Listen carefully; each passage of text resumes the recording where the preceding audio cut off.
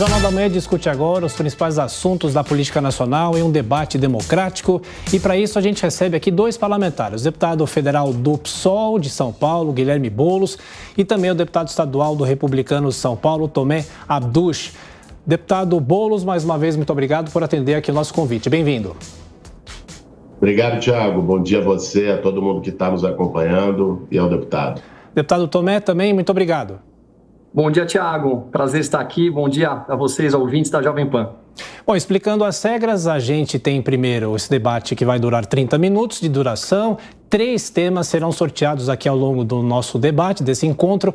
Cada tema terá 10 minutos de discussão, sendo 1 minuto de resposta, 1 minuto de comentário e 8 minutos desse debate em cada um desses assuntos. Debate livre entre os parlamentares, lembrando que ofensas pessoais e palavras de baixo calão não serão permitidas. A gente tem então aqui 2 urnas. Primeiro eu vou sortear o deputado que começa com essa primeira consideração de 1 minuto. Tomé Abduch, deputado estadual pelo Republicanos, e o primeiro assunto. Nós temos aqui os assuntos em destaque nessa discussão aqui na Jovem Pan. Projeto que institui a Lei Brasileira de Liberdade, de Responsabilidade e Transparência na Internet é benéfico ou prejudicial para o país? É o PL 2630 em discussão no Congresso Nacional. Então, primeiro, 1 minuto para cada um dos parlamentares, começando com Tomé Abduch. Deputado. Bom dia a todos. O PL ele é, com certeza, muito ruim para a nação brasileira. Esse PL é um PL que ele vai tirar a nossa liberdade de expressão. Aliás, eu queria pedir para que vocês, nossos ouvintes, acessem PL 2630 e leiam com a integridade todas as cláusulas que existem dentro desse PL, que mostra que quando você pesquisar alguma coisa na internet, eles podem direcionar somente para a informação que eles julguem que são informações que nós podemos saber. Nós vamos perder a nossa liberdade de poder falar o que nós queremos, pois a avaliação do que nós falamos vai ser dada pelo governo. Então esse PL, ele só serve para poder tirar a liberdade da nação brasileira, ele é muito nocivo. Quando dizem que ele é para poder ajudar as crianças, para que a gente não tenha nenhum problema mais em escolas, isso tudo é uma grande, é colocado de uma maneira não verdadeira, com meias verdades para a nação brasileira. A grande verdade é que a nossa liberdade de expressão está em jogo. Quando você posta qualquer coisa na internet hoje, você já pode ser verificado e caso você acometa qualquer tipo de agressão ou crime, já existe lei para isso. Injúria, calúnia. Então eu não vejo por que nós temos que ter a nossa internet controlada, principalmente por um órgão governamental. Além disso, imagine... Deputado, infelizmente o tempo acabou. Deputado Guilherme Boulos, 1 minuto para essa consideração inicial sobre o PL das fake news. Olha, a maior prova da necessidade do PL da fake news são as fake news que foram usadas contra o PL. O projeto de lei das fake news busca fazer, aliás, o que a União Europeia fez no ano passado, sem cercear em nada a liberdade de expressão, que é você regulamentar. A internet não pode ser terra sem lei, não pode ser terra onde se promova, como se promoveu o ataque às escolas. O Twitter foi notificado pelo Ministério da Justiça para retirar 400 perfis do ar que estavam estimulando os ataques às escolas. E não retirou. Não retirou porque não tinha lei que o obrigasse. O PL da fake news garantiria que ele fosse forçado a retirar sob pena de uma multa alta, se não o fizesse em 48 horas. É isso que está no texto do projeto, né? Assim como apologia ao nazismo, apologia a golpe de Estado. Ou seja, isso não pode ficar a critério da plataforma, quem ela faz, quem ela não faz. Isso não pode ser uma corporação que defina o que pode e o que não pode na internet, como é hoje, aliás. Então, isso precisa ter algum grau de regulamentação pública, como todos os países civilizados estão discutindo. É lamentável que tenha uma obstrução bolsonarista ao PL, como a gente assistiu na Câmara essa semana. Bom, esse debate continua a partir de agora, 8 minutos para os dois parlamentares. E como no sorteio a gente indicou aqui o Tomé Abduch, Tomé começa essa discussão, os dois ficam na tela e eu faço uma intervenção pontual se precisar. Tomé Abduch e, na sequência, Boulos. Bom, vamos lá, vamos falar um pouquinho mais da PL, porque a gente não pode contar meia verdade para a população. A população tem que saber a verdade.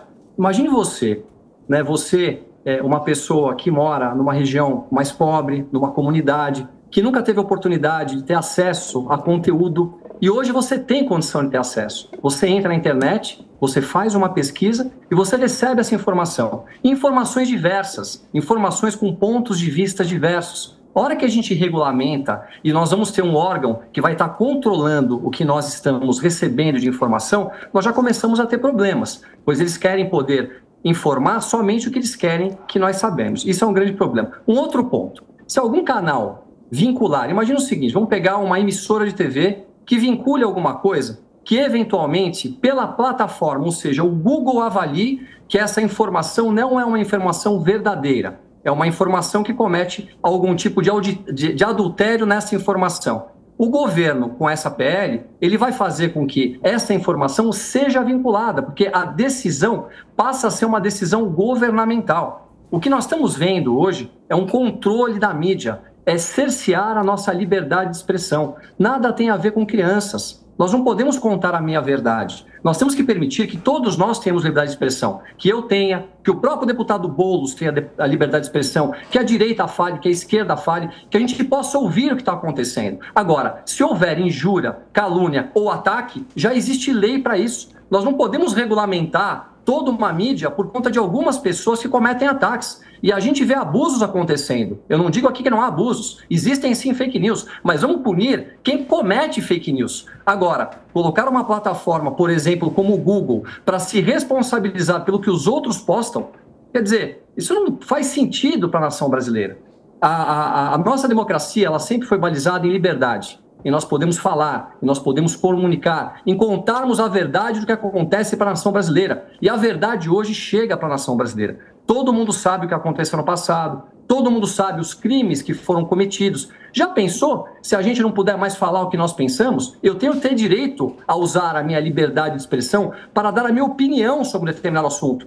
Ninguém pode ceifar a minha opinião. É a minha opinião, é a minha voz, é a minha cara. Isso não necessariamente é a verdade do que se fala, mas é a minha opinião. Agora, tirarmos a liberdade de uma nação inteira de forma a qual teremos um órgão governamental controlando o que nós falamos, no meu ponto de vista, é um grande absurdo, é um grande retrocesso. E quando se fala que países estão regulamentando, quais são esses países? Países que nós não queremos? Países que não têm democracia? Países como, por exemplo, China, que você não pode falar? Países como Venezuela, que você não pode falar? Países como Cuba, que você não pode falar? São esses os países que têm exemplos para que a gente possa ser seguido? A regulamentação, ela é muito ruim. O que nós temos que fazer é cobrar as pessoas que eventualmente cometem abusos e ponto final. Agora, eu pergunto aqui, por que votaram com a urgência esse projeto? Eu queria explicar para você que está em casa, para você que não compreende. A urgência tira a possibilidade de um debate mais pleno dentro do Congresso, para que se discuta o que é regulamentar. Ou seja, com a urgência que foi votada, nós não tivemos tempo de poder discutir ponto a ponto. Nós temos que aceitar simplesmente o que está lá, né, numa decisão a qual simplesmente votamos se tudo que está lá é válido ou inválido. E digo o seguinte, se fosse feita a votação alguns dias atrás, nós teríamos derrubado o PL. Agora, por que nós não tivemos a votação? Pois não. Os microfones estão abertos, fique à vontade, por favor. Por que nós não tivemos a votação? Porque foi tirado de pauta. Foi tirado de pauta, sabe por quê? Porque o PL seria derrubado.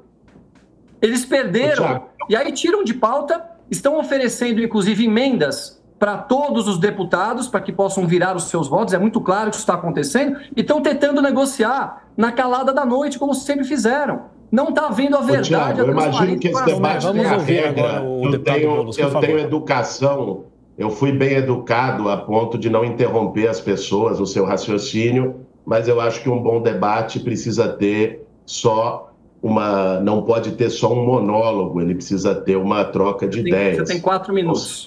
Então, se o deputado me permite, primeiro eu tenho a séria suspeita de que o deputado não leu o projeto das fake news, porque o que ele está dizendo aí simplesmente não existe no projeto. A liberdade de expressão é uma prerrogativa, aliás, uma cláusula pétrea da Constituição Federal, sequer poderia ser afetada por um projeto de lei, e não o é. O projeto de lei, aliás, vale dizer, foi amplamente discutido na Câmara Federal. Há 3 anos ele é discutido, foi criado um grupo de trabalho, o relator, o deputado Orlando Silva, discutiu com todas as bancadas da casa, acolheu sugestões, então não é verdade, talvez porque o deputado não esteja lá, pode não ter essa informação, não tenha acompanhado, mas o projeto foi amplamente discutido e segue sendo.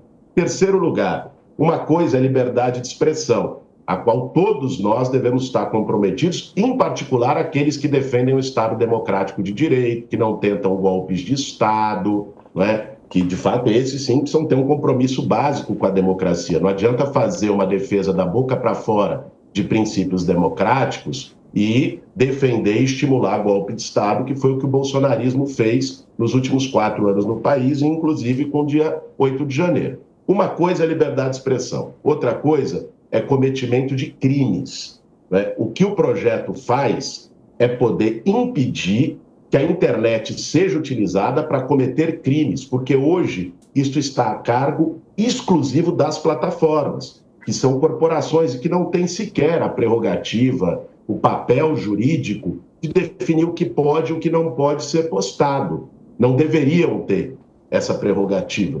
Opa, parece que congelou a tela aí. Não, estamos acompanhando, deputado, pode falar. Você me ouve? Não, é que congelou para mim aqui a tela. Faltam 2 minutos para esse tema encerrar, por favor.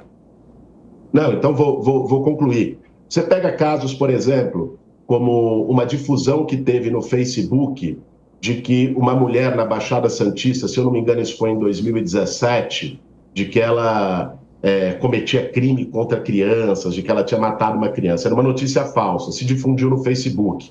Ela foi linchada até a morte, né? Nós tivemos uma eleição marcada por fake news abusivas, depois reconhecidas em 2018. Nós tivemos uma tentativa de golpe de Estado no 8 de janeiro, feita e organizada a partir da internet. Nós tivemos, nos últimos meses, ataques contra as escolas, organizados a partir de plataformas na internet. Ou seja, não pode ser terra de ninguém. Aquilo que já não é permitido na vida real, não pode ser permitido na internet. E o deputado perguntou quais países estão discutindo isso, né? Bom, talvez para a insatisfação dele não é Coreia do Norte, não é a China. Quem está discutindo isso, aliás, quem aprovou a lei foi União Europeia, França, não é? Alemanha, Itália, Espanha, Portugal, que ao que me consta não são propriamente ditaduras que ofendam a liberdade de expressão. Foi o Parlamento Europeu que aprovou 2 leis de regulamentação que partiram como base para a redação do PL 2630 das fake news, que eu ainda tenho toda a expectativa de que possa ser votado ainda pela Câmara dos Deputados, para que a gente não perca essa oportunidade. Bom, a gente encerra esse tema com os 2 parlamentares participando aqui do Jornal da Manhã e agora a gente faz o sorteio da próxima pergunta para os 2 deputados. Nós temos aqui, na sequência, falamos já sobre o PL das fake news, agora nós temos uma discussão sobre economia. Aos 5 meses de governo, a gestão atual ainda não conseguiu avançar com definições da política econômica. O que está impedindo esse avanço? E agora o sorteio, o parlamentar que vai fazer o uso da palavra, agora Guilherme Boulos, deputado federal pelo PSOL aqui de São Paulo. 1 minuto para você, deputado. Vamos acompanhar mais essa discussão aqui no Jornal da Manhã. Deputado Guilherme Boulos. 1 minuto. Vamos lá, Thiago. Uma coisa é o seguinte, nós não podemos cobrar em 5 meses de um governo que encontrou um país destroçado resultados que não ocorreram em 4 anos do governo anterior.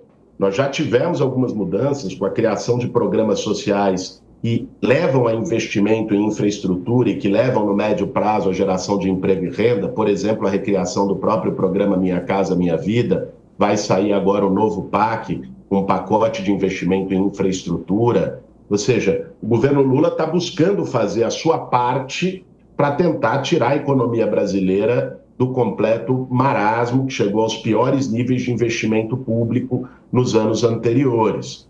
Agora, existe um problema concreto que todos nós estamos observando, que é a taxa de juro mais alta do planeta, 13,75 ao ano, mantida pelo Copom do Banco Central essa semana, lamentavelmente, o Banco Central que é dirigido por um bolsonarista que foi mantido lá e parece que não tem interesse no crescimento econômico. Deputado Tomé, 1 minuto antes do debate de mais 8 minutos. Eu vou adorar discutir economia com você, viu, Gomes, quando você fala de taxa de juros. Mas vamos lá.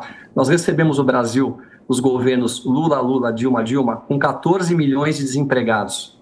Um país totalmente sucateado, um país assaltado pela corrupção sistêmica que nós tínhamos no passado. Isso é uma clareza, isso todo mundo sabe, todo mundo viu. Depois nós tivemos um breve governo Temer, que teve sim algumas ações importantes, entramos na era Bolsonaro. O Bolsonaro, logo no começo, uma das primeiras importantes decisões foi a nova Previdência, que trouxe para o Brasil, com certeza, uma facilidade de estruturar o nosso país novamente de uma maneira correta, o controle das contas públicas. Nós não podemos gastar mais do que nós temos, uma diminuição de número de ministérios muito significativa. Nós enxugamos o país e começamos a levar o Brasil para o caminho da prosperidade. Quando nós recebemos lá atrás do governo do PT, nós tínhamos o PIB do Brasil, para quem não sabe, é quase 10 trilhões de reais. E a dívida era algo na casa de 2,5%. Logo no começo do governo, já baixou para 1%. E entramos no período de Covid. Deputado Tomé, terminou o tempo de 1 minuto, agora a discussão de 8 minutos, começando com o deputado Boulos, e os microfones estão abertos. Quer começar, Boulos? Posso continuar? Não, ele sugeriu que eu começasse. Vamos lá, vou continuar. Então, depois eu te permito, eu vou falar aqui nos 4 minutos. Vamos lá. Então, nós recebemos o Brasil. Opa! Se você quiser falar primeiro, não tem problema nenhum, não, deputado. Pois não, vamos lá. Eu vou começar, depois eu passo a palavra a você, deputado. Nós recebemos o Brasil, entregamos o país com uma dívida praticamente zero. Nós tivemos até um pequeno superávit, tanto nos municípios quanto no governo federal e nos governos, que foi muito importante. Sabe por quê? Porque houve boa gestão. Nós conseguimos tirar, pela primeira vez, da mão, né, de políticos os ministérios. Foram colocados pessoas técnicas. Não era mais a tal política de coalizão do antigo Fernando Henrique Cardoso, que entregava ministérios de porteira fechada para partidos políticos, como voltou a ser feito hoje. Hoje nós temos um Estado novamente inchado, já iniciamos com aquela PL, que foi a PL do fim do mundo, aprovando quase 200 bilhões de reais de dinheiro que nós não temos, e nós desequilibramos totalmente a nossa economia. Nós já estamos vendo voltar para o Brasil desemprego, ineficiência, Estado inchado. Nós estamos perdendo o controle de novo das nossas contas públicas. E aí, quando a gente fala de taxa de juros, o que traz a taxa de juros para baixo, hoje é 13,75 a nossa taxa Selic, que é o que regulariza a taxa de juros. Para poder baixar isso tudo, nós precisamos, primeiro ponto, de segurança jurídica, e um segundo ponto, das contas públicas equilibradas, o que nós não temos. E quando se baixa a taxa na canetada, que é o que esse governo, que não tem noção do que faz com a política, está sugerindo, sabe o que vai acontecer? Desvalorização da moeda e inflação. As pessoas mais pobres vão perder o poder de consumo na ponta. A inflação vai comer o dinheiro que o senhor e a senhora que está nos ouvindo tem para poder comprar o seu arroz. E nós vamos caminhar por um período muito complexo, que é o que aconteceu com a Argentina, que é o que aconteceu com a Venezuela. Essa é a clareza. Quem não entende de economia, deputado, não pode discutir economia. Vocês querem baixar na canetada. Isso não vai acontecer. Sabe por quê? Porque o Roberto Campos é uma pessoa responsável. É uma das pessoas que hoje está conseguindo segurar ainda um pouco o Brasil. Porque se deixar na mão de vocês, nós vamos voltar a ter o país que nós tivemos no passado. Um país que não vai caminhar para a prosperidade, que é o que nós queremos. Discussão, deputado. Bom, vamos lá, Thiago. Primeiro, eu acho que um bom ponto para um debate qualificado é a gente respeitar as regras. Isso vai sempre ver. O bolsonarismo tem dificuldade de respeitar regras de forma Por isso geral. Que você chegou no horário, né, deputado? Atrasou 30 minutos, né? Era às 9. Trazer um ponto, deputado, atrasou, né? Eu estou aqui há meia hora te esperando. Eu não sei se você conhece a diferença entre inflação de demanda e inflação de custo. A taxa de juros, ela pode ser um mecanismo eficiente para combater a inflação de demanda. O que é a inflação de demanda, para quem está nos ouvindo? A inflação de demanda é quando ela é provocada por um excesso de liquidez na economia, tem muita gente querendo comprar, não é? E aí isso gera um aumento do preço dos produtos pela oferta e procura. A inflação brasileira não é de demanda, existe capacidade ociosa na economia, existe desemprego na economia que não surgiu nos últimos 5 meses, existiu queda da renda dos trabalhadores. A inflação brasileira ela é uma inflação de custo.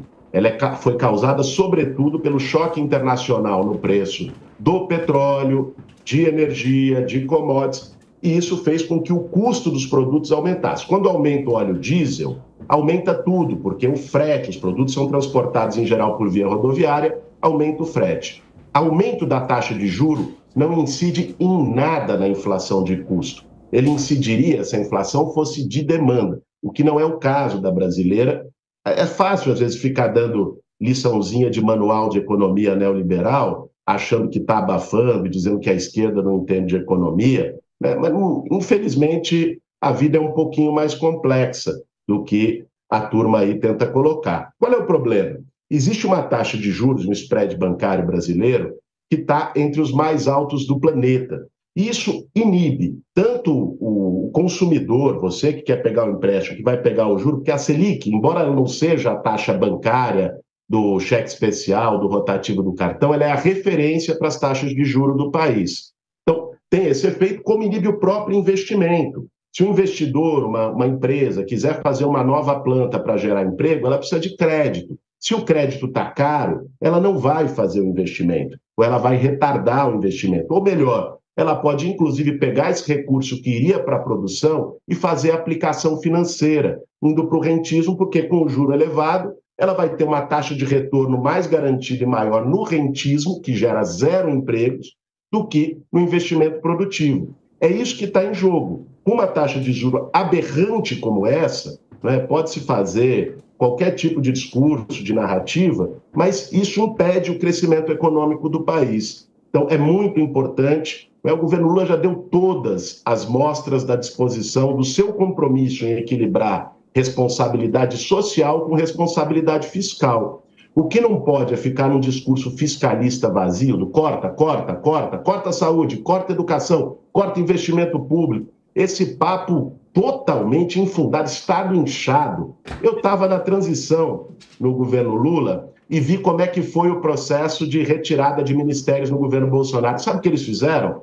Eles só tiraram um cargo de cada ministério, o do ministro, e mantiveram todos os outros cargos. Eles pegaram 3 ministérios, transformava em um, mantinha todos os cargos, aí tirava 2, porque ficou um ministro em vez de 3. Ou seja, é demagogia pura, né? Não é isso que tem qualquer tipo de impacto sobre a confiança na economia brasileira, não é isso que tem impacto no processo de crescimento, se tem um ministério a mais, um ministério a menos. Isso pode servir para um discurso demagógico, populista, né? Tentando pregar para quem, de fato, está disposta a embarcar num senso comum barato, né, que posa de entendedor de economia, posa de Faria Limer, investidor e por aí vai, mas que não sabe como funciona a economia real do país. Nós vamos precisar, para poder fazer o Brasil voltar a crescer com emprego, renda, oportunidade, nós precisamos de taxas de juros mais baixas, e é corretíssimo que o presidente Lula esteja pautando isso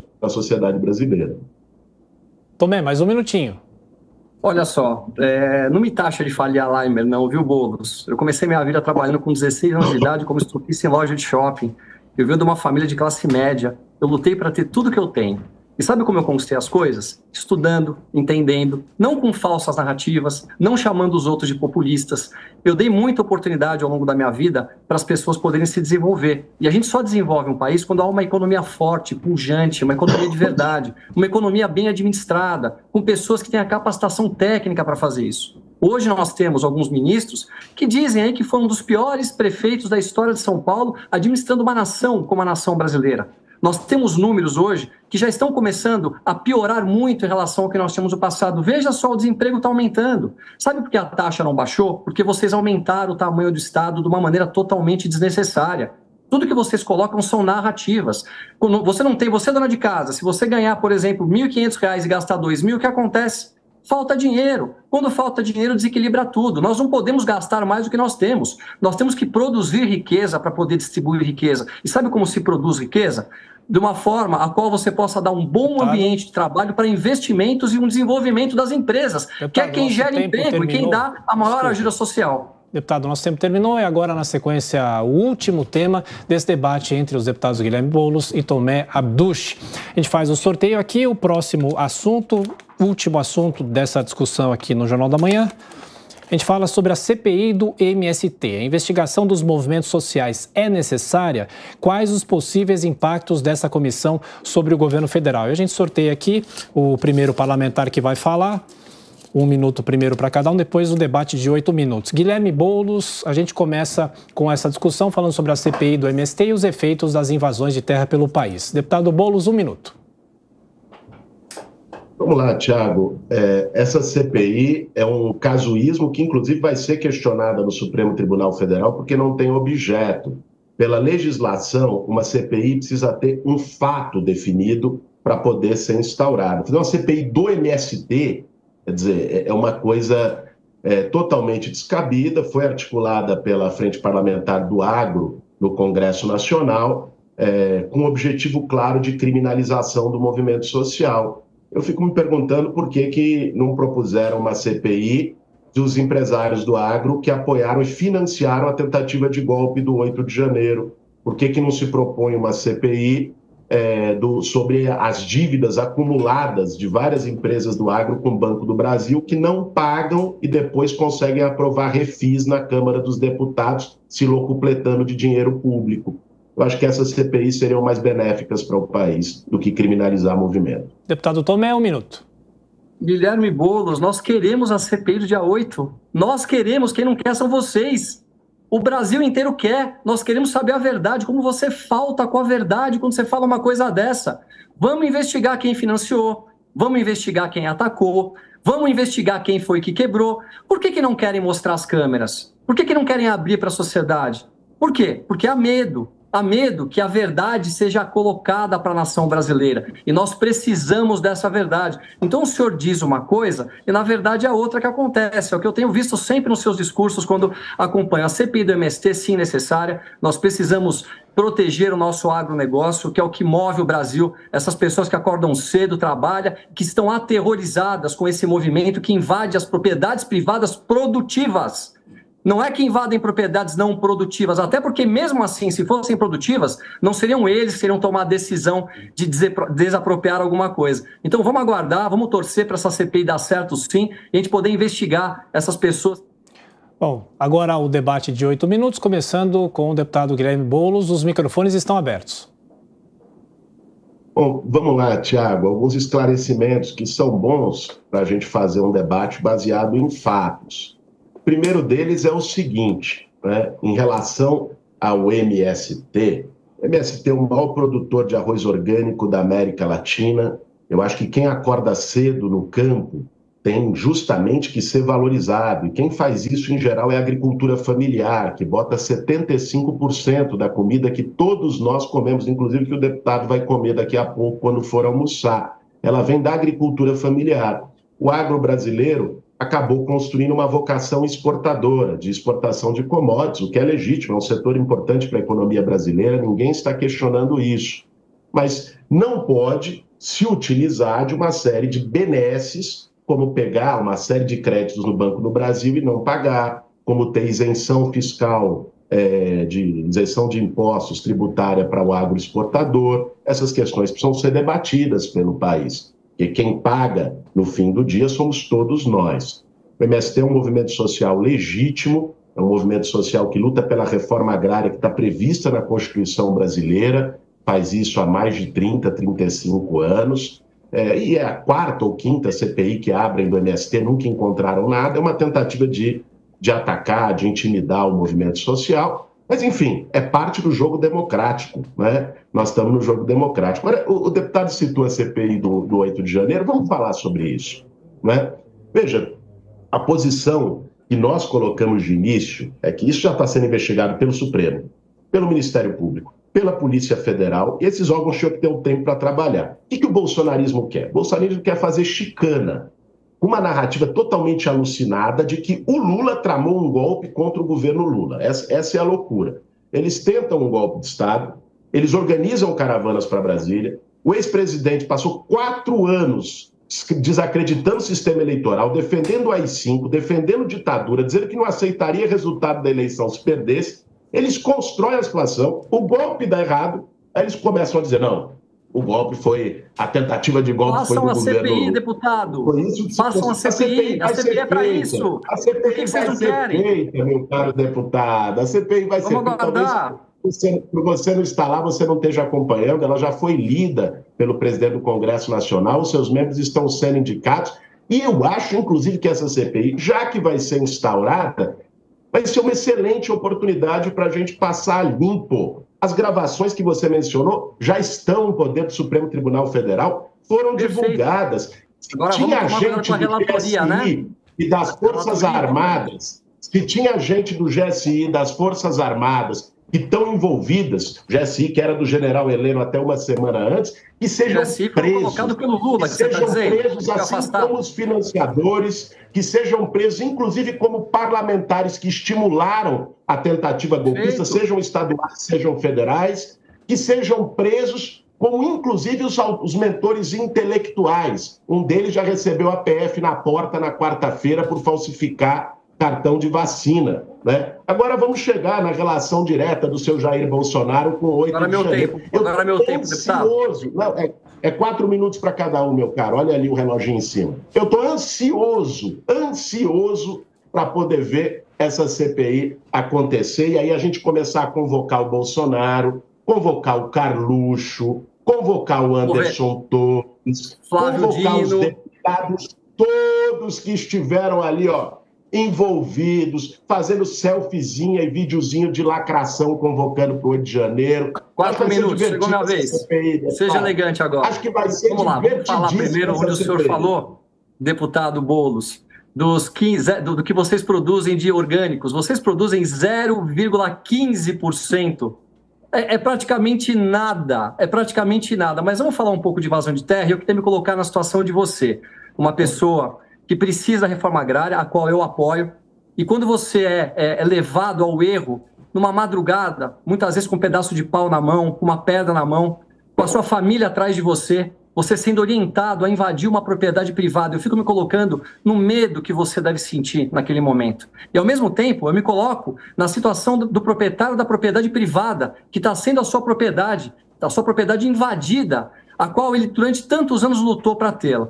E o que pode acontecer num momento de nervoso, de acontecer uma tragédia. E agora vamos falar um pouquinho de reforma agrária. Vocês sabiam que no último governo foram entregues aproximadamente 400 mil títulos de propriedade, a grande maioria para as mulheres. Já no governo do PT, falando de Lula, Dilma, ou seja, em praticamente 12 anos, foram entregues somente 200 mil.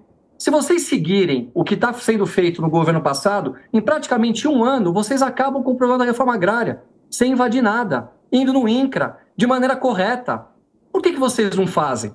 Porque vocês querem causar confusão, vocês querem atracar o agronegócio, quem trabalha, quem produz, quem gera riqueza, quem gera emprego, quem dá uma grande visibilidade para o Brasil, quem coloca um prato de comida a cada 5 pratos no mundo na boca das pessoas. Vocês atacam as pessoas que produzem no Brasil. A esquerda, ela só destrói riqueza. O discurso é bom. Daqui a pouco ele vai entrar no discurso do meio ambiente. Aí ele está falando aqui de Bolsonaro, está falando que recebeu a Polícia Federal na casa dele por conta de vacinação. No passado, iam na casa das pessoas por conta de 43 milhões dentro de um apartamento, por conta de 100 milhões de dólares com um gerente da Petrobras, por conta de um ex-ministro com 1 bilhão na conta, por conta de um país totalmente assaltado e sucateado. E aí vem todas essas narrativas, né, que tentam sempre tentar desmerecer quem é de direita. A direita não faz o que a esquerda faz. A direita, ela produz riqueza, ela trabalha, ela coloca competência, ela coloca eficiência. Veja aqui em São Paulo, eu tenho aqui atrás, ó, governador Tarcísio,